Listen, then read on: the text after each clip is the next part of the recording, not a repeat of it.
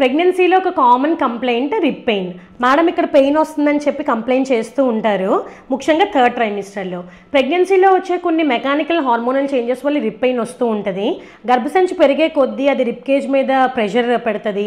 Next బేబీని accommodate చేయడానికి spine more curve అయ్యి దానివల్ల కూడా ప్రెషర్ యాడ్ అవ్వచ్చు. బ్రెస్ట్ మాస్ పెరుగుతుంది కూడా కదా, అది కూడా ఈ ప్రెషర్కి యాడ్ ఆన్ అవుతుంది.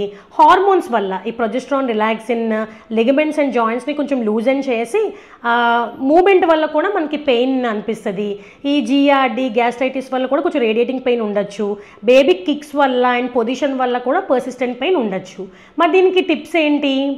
వార్మ్ కంప్రెసెస్, ఐస్ ప్యాక్స్ అవి ట్రై చేయొచ్చు పెయిన్కి. మీ డాక్టర్ గారు ప్రిస్క్రైబ్ చేసే లోకల్ ఎనెస్థెటిక్ కానీ ఎనర్జెటిక్ జెల్ ఏమన్నా అప్లై చేసుకోవచ్చు. Good maternity brass, good fitting maternity brass, మంచి సపోర్ట్ ఉండేవి వేసుకోండి. నెక్స్ట్ పోస్చర్ చాలా ఇంపార్టెంట్. బ్యాక్ ఎప్పుడు స్ట్రైట్గా ఉండాలి. ఇలాగ స్లంపింగ్ కానీ స్లౌచింగ్ అది అవాయిడ్ చేయండి. జెంటిల్ స్ట్రెచెస్ కూడా చాలా హెల్ప్ఫుల్. సైడ్ స్ట్రెచెస్ కానీ cat and cow stretches, next shoulder rolls, thoracic rotations లాంటివి కూడా హెల్ప్ చేస్తాయి.